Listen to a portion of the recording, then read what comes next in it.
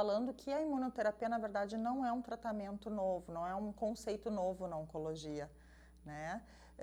Esse conceito já vem sendo explorado há mais de 100 anos, só que às vezes leva muito tempo para chegar na eficácia de um tratamento.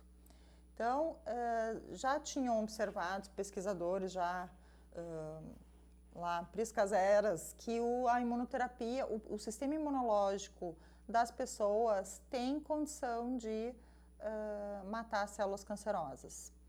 Então, existem alguns relatos de regressão espontânea tumoral, ou seja, especialmente pacientes com melanoma e tumores de rim. A gente sempre tinha esse relato histórico que mais ou menos 1% podiam sofrer uma regressão espontânea, sem tratamento nenhum, e isso era relacionado então ao próprio sistema imunológico tratando de eliminar essas células tumorais.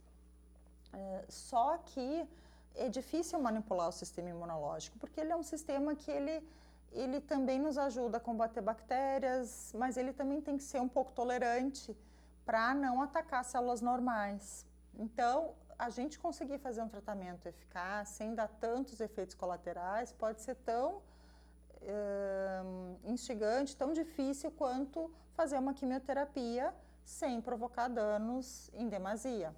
Então, os primeiros tratamentos imunoterápicos foram o uso de interferon e o uso de interleucina, especialmente para o melanoma. Eram tratamentos que ainda hoje são disponíveis, eram tratamentos que às vezes custavam ao paciente muita toxicidade, interleucina em altas doses, às vezes tinha que ser feito em âmbito de UTI, porque causava uma resposta inflamatória muito alta nos pacientes.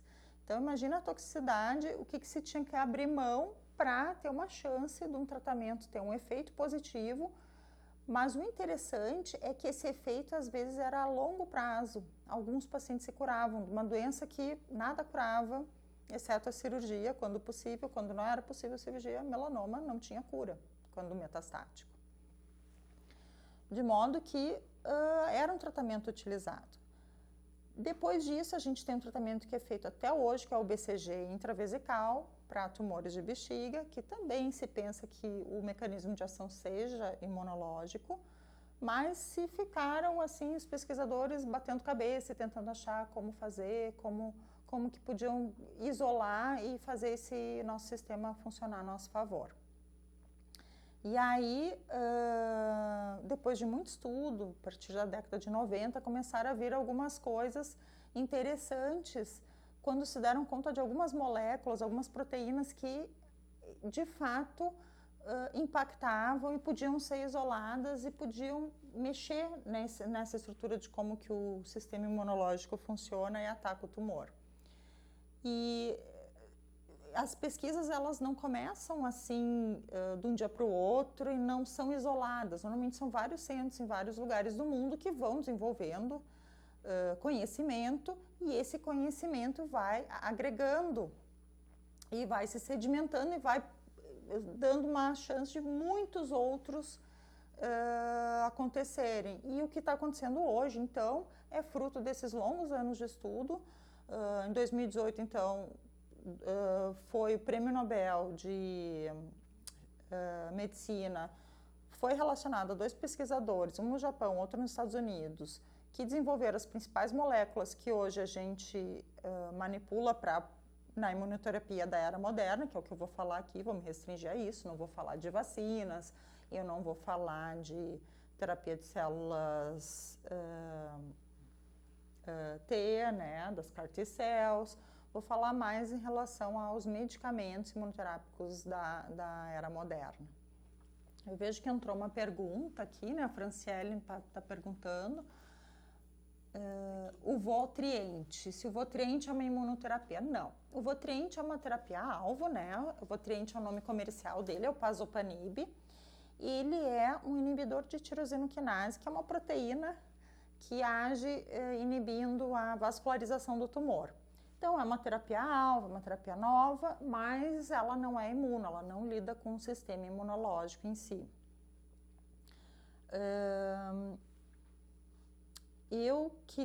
Tem mais alguma pergunta nesse momento? Então, como é que funciona a imunoterapia agora, né? Essa nova que nós estamos hoje recebendo. Por que ela é tão impactante?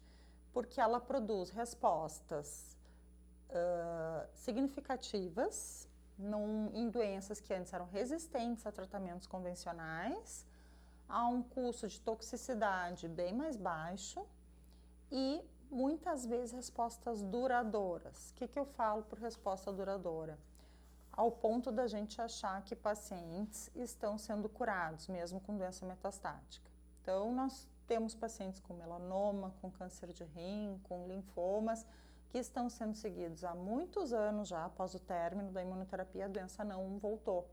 Isso não é esperado nessas doenças quando elas têm metástases, quando elas voltam, quando elas se manifestam de uma maneira agressiva, inoperável. Então, isso realmente é um passo enorme, muito significativo na oncologia. Por isso, então, justificou um prêmio Nobel para esses dois pesquisadores. E por aí vão vir mais, com certeza, porque a cada dia que a gente abre o celular para ler as notícias do dia, busca um periódico, busca uma atualização sobre um tratamento, a gente vê que tem uma nova indicação de imunoterapia.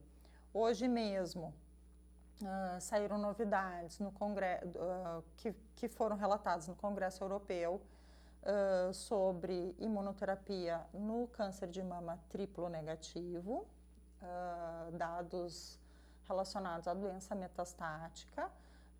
Essa semana também sobre câncer de colo uterino.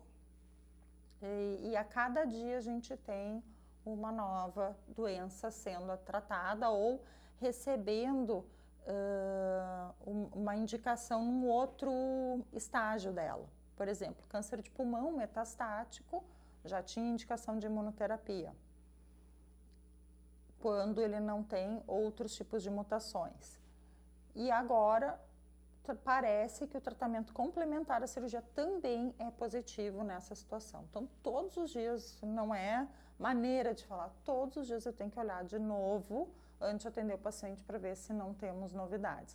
É claro que essas novidades vão sendo absorvidas, a gente vai incorporando elas aos poucos na prática clínica, né? Existem tumores que respondem melhor que outros, nem todos respondem por igual, naturalmente, nada é assim, né, na medicina. Mas a gente está cada vez aprendendo mais quais respondem, como que a gente faz para responder e como que a gente modula também essa resposta. Então, como é que o tratamento funciona? Eu trouxe aqui, tomei a liberdade de trazer uns bonequinhos, porque eu vi a live do Dr. Fabiano, achei ela muito divertida e resolvi me divertir um pouquinho também. Então, assim, eu trouxe os nossos amigos, né? Essa que eu vou apresentar para vocês é a célula T tumoral, que faz parte do nosso sistema imunológico e ela é um linfócito T. Esse linfócito T, ele é responsável por reconhecer o que tem de estranho no nosso organismo, os antígenos. O que acontece? Ele reconhece vírus, ele reconhece bactérias, ele reconhece células estranhas. E a célula cancerosa nada mais é que uma célula que era nossa, normal, e dali a pouco ela sofreu transformações e se alterou. Então, ela é parecida com as nossas células normais. Então, não é fácil para ele reconhecer um ser parecido com ele como um agressor, né? E ele não pode reconhecer todo mundo como agressor também, senão ele vai fazer uma confusão no nosso organismo. Se todo mundo ele resolver atacar, e a gente vai ter um problema que chama doença autoimune, vai ter os problemas das doenças autoimunes. Mas ele não age sozinho, ele precisa de ajuda. Então, a gente tem o outro amigo aqui, que é a célula também do nosso sistema imunológico, que é eles são bonzinhos, né? Eles não parecem, mas eles são do bem. Essa é uma célula, então, apresentadora, é uma APC, uma célula apresentadora de antígeno. Essa célula vai, com uma partezinha dela se grudar na célula T, e com um bracinho ela vai apresentar o antígeno, que é um pedacinho da célula tumoral, para mostrar, olha, cheira isso aqui é de gente estranha, não é bom. Reconhece isso aqui. E o outro bracinho, ela vai ter um acelerador da resposta imunológica. E aqui está o câncer. A célula tumoral, por assim dizer, né? Aqui ela é vermelha, mas não é naturalmente nenhuma menção aos colorados, porque eu sou colorada. Então, é só porque esses dois bracinhos estavam muito bons para fazer a minha. E o que acontece, então, com o remédio? Chega lá um remédio, imunoterapia, que a gente vai aplicar na veia do paciente, que pode ser o pembrolizumab, o nivolumab, ou atezolizumab, são vários mabs que existem aí no mercado já. E esses remédios, eles vão fazer uma coisa muito interessante. Eles vão soltar um freio que essa célula T aqui tem. Essa célula T, ela está bloqueada para atacar qualquer célula. E isso, mesmo ela sabendo, ela tendo ali a informação de que tem uma célula estranha, ela tendo um acelerador, ela tem um freio também. Então, isso equilibra a resposta imunológica. Esse remédio, ele vai soltar esse freio. Esse freio é esse botãozinho aqui.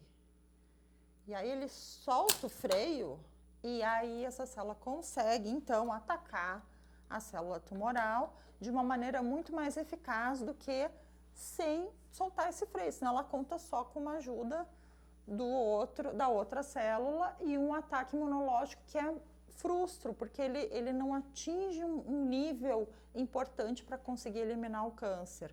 Ele precisa de uma força, de uma medicação que, além de ter um acelerador, tem que alguém tirar o freio que está puxado para essa resposta imunológica ir adiante e realmente tratar o câncer, né, de uma maneira efetiva. E é muito interessante porque os pacientes, eles, naturalmente, eles têm respostas que são, às vezes, rápidas, às vezes elas demoram um pouco mais, às vezes eles têm efeitos colaterais relacionados a essa tirada do freio da resposta imunológica. Então, a gente tem que tomar muito cuidado em pacientes que tenham já doenças autoimunes prévias, né? Então, assim, essa célula T, ela tem uma coisa muito interessante, que ela guarda uma memória, né? Algumas delas conseguem guardar memória, nem todas, né? O nosso organismo, ele é muito esperto no sentido de guardar memória do que é importante, mas não usar todas as células para memória, né? Então, algumas são para memória, outras são para combater, outras são para reconhecer. E então é possível que isso também seja uma maneira da gente ter uma resposta a longo prazo por ter uma memória. Isso a gente vai descobrir ao longo dos anos. Gostou dos bonequinhos, Luiz? Eu tenho um filho que não quer dizer quem é o dono dos bonecos. Então, eu não vou contar, que eu não posso, né? Depois vai me processar depois, né? Eu não amo os bonequinhos. É porque as pacientes me disseram assim, mas a live do Dr. Fabiano tá tão legal, eu aprendi tanto. Eu disse, não. Então, vamos descobrir como brincar um pouquinho na live. Então, pessoal, imunoterapia é para todo mundo? Não, não é para todo mundo. É para muita gente, mas não é para todo mundo. A gente precisa ter uma coisa que chama receptor. Esse receptor é onde o remédio vai atuar, é o botãozinho, né? Então, assim, se a gente não tiver o botãozinho, não adianta a gente jogar remédio ali, porque se não tiver botãozinho suficiente, ele não vai conseguir responder, não vai se comunicar com ele. Então, ele precisa ter essa comunicação. Então, esse botãozinho, no caso de algumas imunoterapias, chama PD1 ou PDL1, dependendo de onde ele estiver, se ele está na célula apresentadora de antígeno, se ele está no linfócito T. ou ele pode ser o CTLA4, que é uma outro tipo de proteína que foram os primeiros remédios da imunoterapia moderna, tipo ipilimumab e Yervoy, que foram os primeiros que a gente usou para o melanoma. E veja bem, né, a indústria demorou muito tempo para conseguir desenvolver o ipilimumab e a gente teve a possibilidade de usar em poucos pacientes, porque logo em seguida já veio o nivolumab, que é com o mecanismo do PDL1, que por algum motivo ele é melhor, ele é mais eficaz quando usado isoladamente, aí ele meio que substituiu essa primeira terapia. Hoje, claro, ela não saiu de linha, ela está sendo usada em conjunto. Eu não trouxe aqui como é que chama? Eu não trouxe o Hulk, nem os outros bonecos. Não é Floresta Negra, como é que chama? Isso é comida, né? É o Pantera Negra, não trouxe, mas seriam a químio, a rádio, né? Que podem atuar em concomitância, ajudar, né? O ipilimumab junto com o nivolumab, dois tipos de imunoterapias diferentes para atacar. Então, está se descobrindo muita coisa ainda. Às vezes a gente pode esquentar o tumor, um tumor que não é imunogênico, né? Tem células que estão lá, não são vermelhas, né? Elas são mais discretinhas, então elas não são quentes, não são reconhecidas pelos nossos amigos. Então a gente pode provocar um tratamento nela para fazer ela ficar mais visível. E às vezes esse tratamento é químio, às vezes é rádio, então isso ainda está se descobrindo. E o que é interessante, né, é que alguns tumores, eles não dependem de ter o PD1 ou PDL1 positivo. Eles respondem mesmo sem esses fatores, o melanoma é um desses. Então, talvez alguns tumores sejam mais reativos, né, ao nosso sistema imunológico, e outros sejam menos. Alguns têm um ponto de corte de 1, às vezes de 20, às vezes de 50 no score do que a gente graduou desse exame que a gente pede do PD1, PDL1 também. E aí cada tumor tem especificamente um certo corte, uma certa especificação que a gente pode ou não usar essa terapia nesta situação específica, né? Outra curiosidade é que sempre na oncologia as novidades elas vão vindo primeiro para as doenças mais graves, mais avançadas, para os pacientes mais graves e depois vai se estendendo o estudo clínico para as situações mais curativas, né? Então a gente ainda vai... Todos esses dados que a gente está tendo de doença avançada, certamente eles vai se tentar replicar na doença mais precoce. E aí eu acho que a gente vai ter realmente uma grande enxurrada. É muito provável que na doença precoce ele responda muito bem, talvez até melhor, né?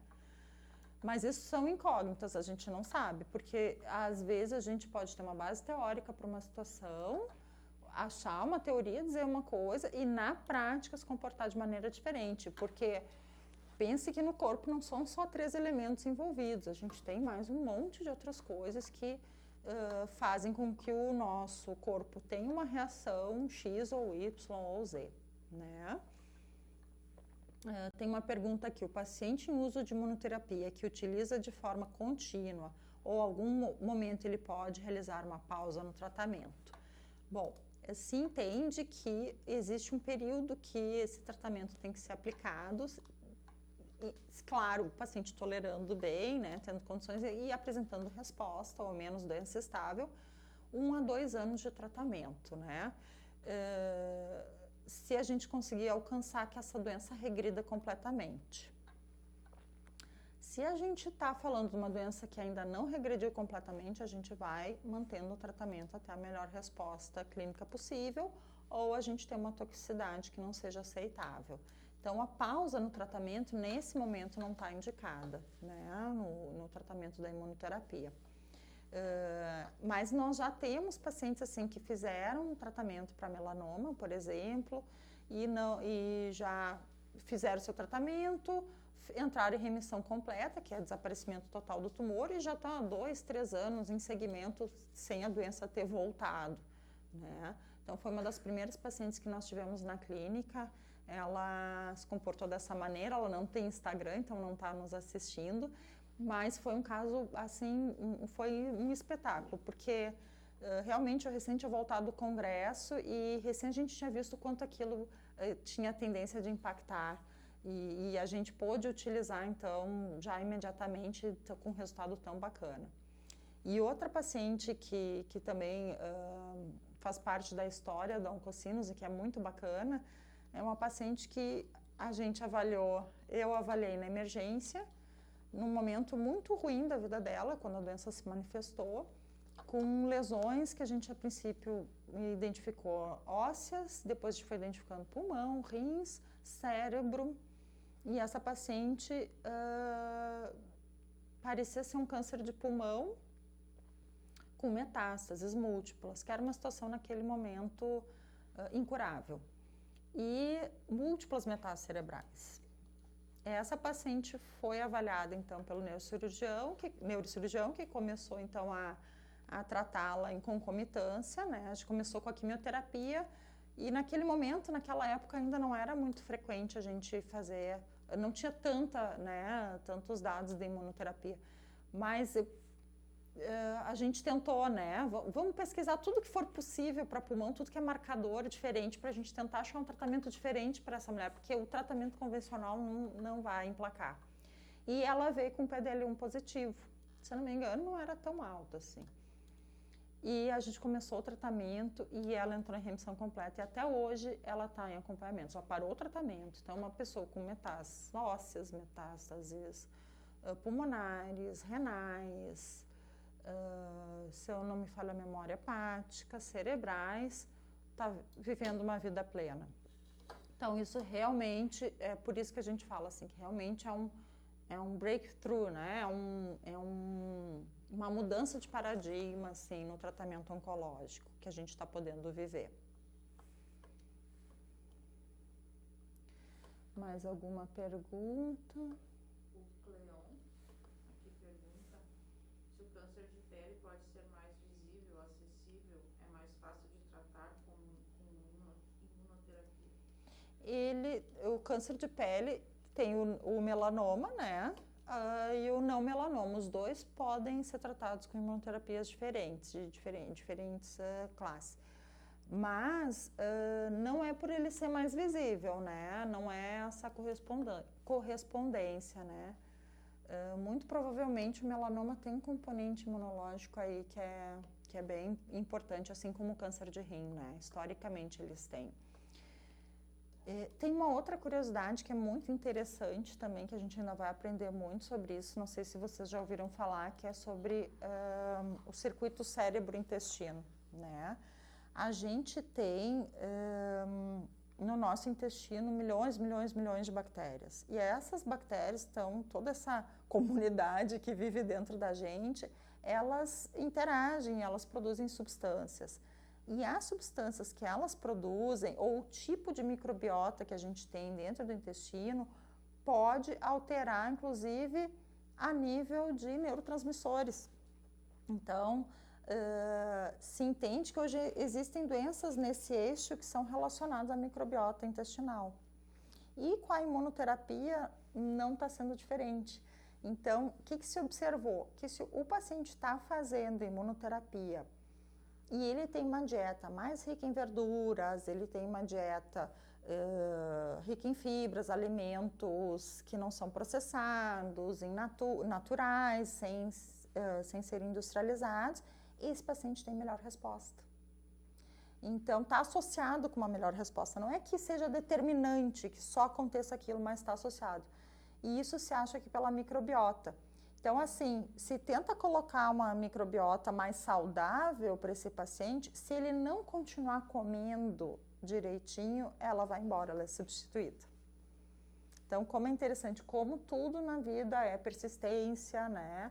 É todos os dias e é realmente um conjunto de coisas que a gente não tem controle de tudo, mas algumas coisas a gente está entendendo que fazer a nossa parte também modifica o que a gente pode ter de resultado. E é uma escolha do dia a dia, né? Não tem outra não tem saída fácil, né? Uma vez que a gente tem que fazer escolhas saudáveis todos os dias. Isso a gente está vendo em outras doenças também, né? Câncer de mama, câncer de intestino, mesmo durante o tratamento, uma doença que já é avançada, já se manifestou, ela não é uma prevenção, né? A alimentação, ela faz diferença, sim, na chance de cura desses pacientes. O que mais que nós temos de perguntas? Bom, Hoje tu fez uma aula. eu fiz é que é um assunto muito bacana, né? Eu gosto muito, né? Então, os bonecos, aqui, ó, eu tô até com pena, né, dele, depois que a gente acabei com o câncer aqui, esperamos fazer isso todos os dias, né, não cossinos. Então, bom, gente, eu fico à disposição para mais perguntas, né? Depois também eu gostaria que vocês colocassem no próprio Instagram ou mandassem um WhatsApp lá para Oncocinos se ficaram com alguma dúvida, se tem alguma questão que surgiu depois. E também para a gente poder dissecar melhor esse assunto, se vocês assim acharem interessante ou buscarem outros assuntos disso para uma próxima oportunidade a gente conversar mais a respeito. Os primeiros sintomas, procurar ajuda, exatamente, Carminha, exatamente. Sempre procurar um oncologista, porque isso, Carminha, você me lembrou de uma coisa muito importante, assim, como a gente está vivenciando uma era muito nova da oncologia e muito, muito rica, muito cheia de resultados positivos, mas isso é muito recente, né? É muito recente. Então, se a gente vai um pouquinho para trás, vamos dizer, um profissional, mesmo que médico, que se formou, que não é, que é novíssimo, como eu, por exemplo, né? Que se formou há 20 anos, não existia nada disso naquela época. Existia interferon, interleucina, ele viu os pacientes na UTI fazendo aquele tratamento horroroso, né? Existia 2 ou 3 tipos de quimioterapia. Então, assim, muitos pacientes, assim, com tumores mais difíceis de tratar, como câncer de fígado, câncer de pâncreas, que na época, assim, não se tinha tantas opções de tratamento, sequer eram oferecidos tratamento com oncologistas, sequer eram encaminhados para o oncologista. Só que mudou tudo isso, só que cada área ela vai fazendo a sua especialização. Cada médico o gastro vai especializando em gastro, talvez alguns tumores, gastro, mas o consultório dele, o dia a dia não é esse, né? O clínico, o cardio. Eu hoje sei um beabá muito básico de hipertensão, por exemplo, mas eu não posso dizer qual é o melhor remédio, como tratar a hipertensão adequadamente em todos os pacientes, não posso, porque eu estou desatualizada nisso, eu não tenho como estar. Então, o que eu observo? Às vezes, com base em conceitos antigos, o médico ou o familiar pode até achar que aquele caso é perdido, ele não precisa ser encaminhado para ninguém mais, para um oncologista. Imagina fazer quimioterapia, imagina fazer qualquer tratamento relacionado a isso, para quê? Só vai fazer sofrer? Vou ter que falar sobre a doença com o meu familiar, né? Então, as pessoas, às vezes, não buscam tratamento, não buscam uma consulta com o oncologista. Então, é muito importante, né? Tem suspeita que seja câncer, mesmo que um colega bem intencionado, bom profissional, não indique um oncologista, dá uma checada, né? Com o onco, não vai custar nada. Porque todos os dias a gente tem novidades e ainda que a gente não tenha, não vai entrar imunoterapia, ou não vai entrar rádio, ou não vai entrar químio, alguma coisa vai entrar para fazer bem para essa pessoa, né? Que essa que é o mais importante. E, eventualmente, até um tratamento curativo, que a gente não sabia que podia, né? Ou então, essa pessoa, ela vai jogando com a doença, vai tornando essa doença crônica, vai vivendo com ela, vai convivendo com a doença. E daqui a pouco a gente pode ter uma mudança de jogo. Por que não, né? Eu já vivi isso várias vezes durante esses 20 anos que eu sou oncologista. sarcomas do trato gastrointestinal, que não tinham tratamento, hoje tem vários tratamentos. E, em conjunto, desenvolvam novos protocolos de tratamento. Então, o lançamento desses tratamentos para uso na comunidade em geral, ele é cada vez mais acelerado, né? Só porque eu gosto muito desse assunto, então vou ao último conceito assim, que eu queria colocar, que é uma coisa interessante, talvez não faça o menor sentido para vocês, mas para mim também foi muito bacana perceber que a gente está vivendo um momento da terapia agnóstica na oncologia. E o agnóstico vem do grego de não saber, né? E, na verdade, é de não saber, de não importar a localização do tumor. Uma vez que tu tem um gatilhozinho que ele seja comum a várias situações clínicas, pode ser na mama, no pulmão, não interessa de onde que vem, se a gente consegue encontrar aquele gatilho em qualquer câncer, não importa de onde ele vem, não me interessa saber de onde ele veio. Essa é a terapia agnóstica oncológica. Ela vai atrás da alteração genética ou molecular, o que é que esteja acontecendo ali naquela célula, para um tratamento específico reverter essa situação. Então, a imunoterapia, por vezes, também é uma terapia agnóstica. Foi a primeira terapia agnóstica em oncologia foi a imunoterapia para casos de tumores que tem uma alteração que é instabilidade microsatélite, é uma alteração genética ali, poucos têm, né, 1% só, mas a gente eu testo em todos os pacientes, que sejam metastáticos, para a gente tentar identificar uma oportunidade de tratamento com imunoterapia. Uau, tem uma pergunta, posso ler, doutora? Pode, por favor. Oi, doutora, entrei agora, da Bianca. Sou sua fã, coração. Óbvio.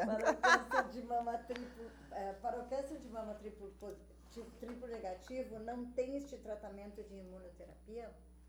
Tem, Bianca, tem, mas assim, é numa situação muito específica, que é na doença metastática, né? Não na doença inicial. Já estão sendo feitos estudos na doença inicial, né? Acho que em breve vai ter para a doença inicial também. Talvez antes nos Estados Unidos, porque a aprovação lá é um pouco mais acelerada que aqui, né? A gente demora muito, então quando a gente vê que tem um tratamento que tá funcionando, a gente tem que ver se ele foi aprovado já pela FDA, né? Que é a Câmara Americana de Regulação das Medicações, e que é a nossa Anvisa aqui. Só que a nossa Anvisa aqui, às vezes, demora mais tempo. Então, a gente tem que esperar para ver se esse remédio já foi liberado pela Anvisa, se ele já entrou no mercado brasileiro, se ele, com esta aprovação. Então, a gente vai ter que esperar um pouquinho ainda. Que ele ainda não é, assim, standard, não está definido para essa doença, tá? No teu caso, ainda não seria a indicação. A Carmen diz que muitas pessoas têm medo de procurar um profissional com medo do diagnóstico. Sim. E aí é que é perigoso, ela tá dizendo. Exatamente. E isso tem que mudar, né?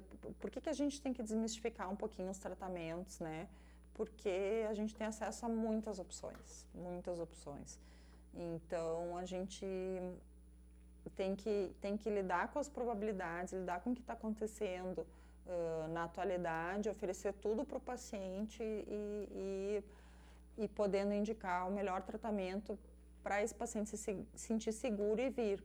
E os colegas também vão podendo acompanhar isso e a gente vê uma mudança também neles de encaminhar os pacientes mais precocemente e mais vezes até para acompanhamento, às vezes nem só para tratamento, mas para acompanhar, para a gente tentar identificar quando tiver uma doença voltando para tratá-la o mais precocemente possível. Tem duas perguntas sobre alimentação, qual adequada em situação de tratamento ou para evitar ou ajudar? Sim. Eu acho que a gente vai acabar fazendo uma live sobre nutrição, com né? Certeza. Que eu gostaria muito de fazer uma sobre nutrição e sobre exercícios. A alimentação, ela depende um pouquinho da situação clínica do paciente, então tem que ser feita uma avaliação personalizada. Mas, via de regra, ela precisa ser com o maior número de fibras, saladas, verduras, frutas, alimentos não processados, né? A carne vermelha restringir a umas 3 vezes por semana no máximo. Incluir carne branca, ter uma variedade, né, de legumes, proteínas, vegetais, mas tudo depende do que o paciente está em déficit, né?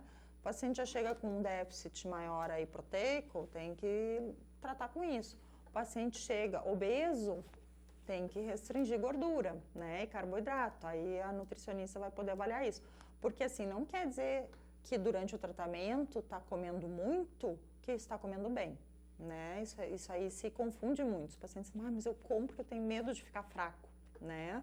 E não conseguir combater o câncer. Mas nisso vão ganhando peso, e isso pesa contra o tratamento, contra o paciente. Então, assim, manter um peso saudável, né? Manter uma dieta equilibrada ainda é o conceito geral, mas individualidades assim devem ser respeitadas, né?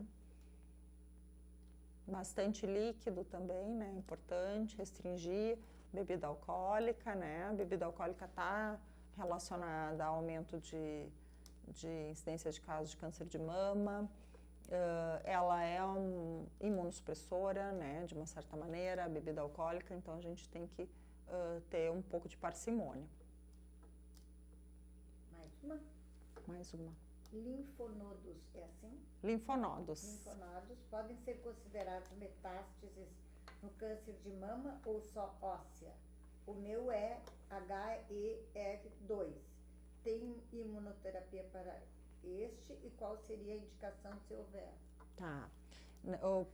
Por partes, né? O HER2 positivo, então, que é um tipo de câncer de mama que tem o oncogene, é um gene malvado que faz a célula proliferar mais. A gente bloqueia esse gene com anticorpo monoclonal, tá? Um deles é o trastuzumab, que é o Herceptin. Então, tem tratamento, né? Tem vários, tem o pertuzumab, que usa junto também. Então, tem como bloquear esse gene. Mas não se usa imunoterapia nessa situação ainda, ela não parece ser muito eficaz. Aonde a gente está tendo mais entraves, assim, parece, assim, o cientista, é em ovário e mama, não triplo negativo, assim, parece, não tá esbarrando em alguma coisa aí, não estamos acertando na imunoterapia. E a outra pergunta que ela fez...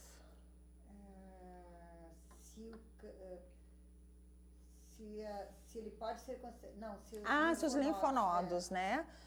Depende da localização dos linfonodos. Porque quando a gente está falando de mama, a gente tem alguns linfonodos que são parte do loco regional. Então, por exemplo, mama, axila é uma metástase para o linfonodo da axila, mas não é considerado uma metástase à distância incurável. Então, ainda é um estágio 3. Supraclavicular, da mesma forma, né? Agora, se tiver um linfonodo metastático lá para a região inguinal, intraabdominal, tendo vindo da mama, aí é metastático.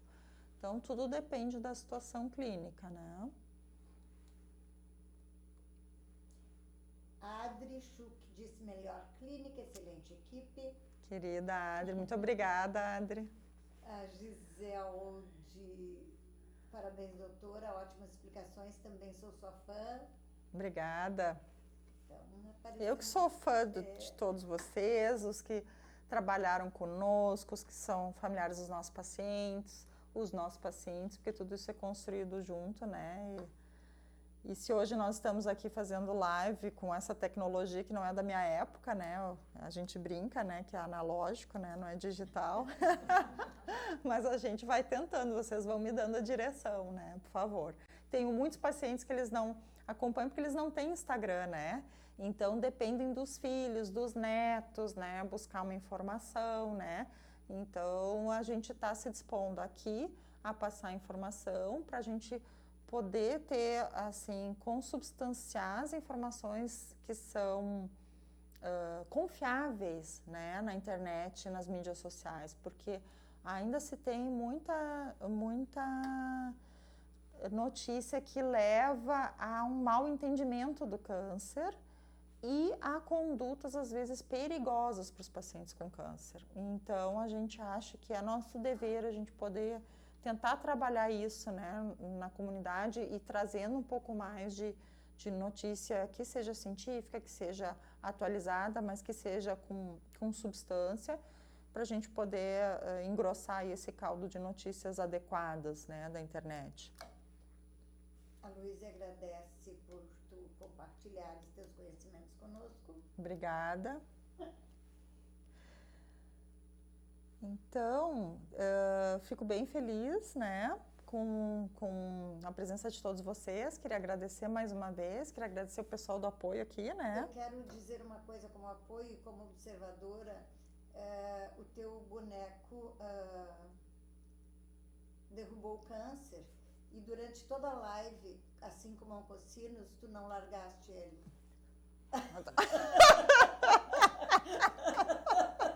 Isso é uma coisa muito boa de a gente assistir. E funcionou muito bem, né? Que ele atacou, né? O meu filho tinha me avisado, ele não para em pé, mãe. Vou te dar um spoiler, ele não para em pé. Mas ele parou. Embora ele não tenha setinhas aqui, ele cumpriu a missão. Nossa célula T aqui, ela não nos deixou na mão. A Cleia, eu vou ter que dizer, parabéns, o Grupo Vida Rosa mandou para você. Vida Rosa, legal. Ótima explicação, parabéns, ansiosa por passar por suas mãos. Estou me tratando pelo SUS no Regina, gosto muito da forma que você fala, muito clara. Estou muito grata. Que bom. Que bom, fico feliz. Muito bom.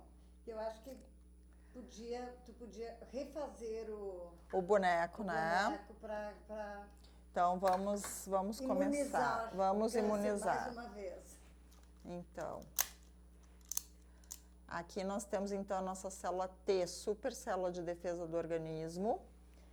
A gente vai ter a célula apresentadora de antígeno, que vai ajudar ela, vai dar uma acelerada nela e vai apresentar, vai dizer que essa célula aqui ela é do mal, esse boneco vermelho é do mal,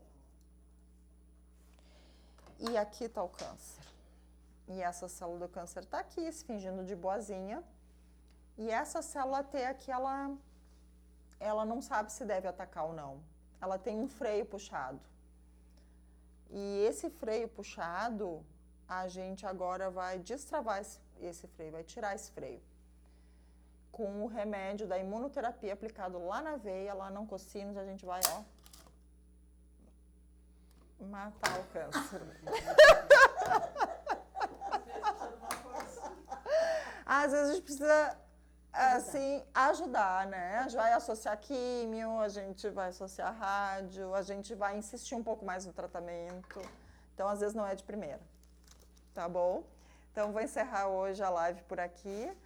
E convido vocês a assistirem as próximas. A próxima com o Dr. Fabiano. Quero ver, Fabiano, agora. Tu te puxa.